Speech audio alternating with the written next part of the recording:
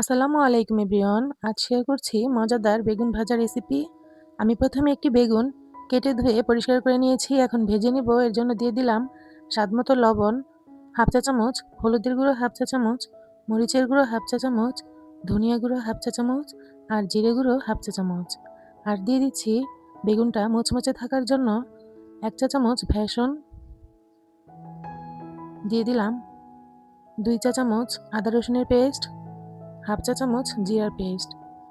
এখন হাত দিয়ে ভালোভাবে মশলাটাকে আমি বেগুনের সাথে মাখিয়ে নিব। এখন ভেজে নিব। এর জন্য একটি প্যানে দিয়ে দিলাম রান্নার রেগুলার তেল। তেলটা গরম হয়ে আসলে এক এক করে সবগুলো বেগুন দিয়ে দিচ্ছি।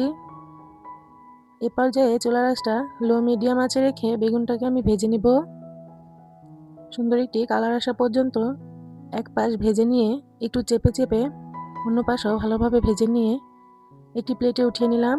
কেমন হয়েছে রেসিপিটি অবশ্যই লাইক দিয়ে কমেন্টে বলে যাবেন। আল্লাহ হাফেজ।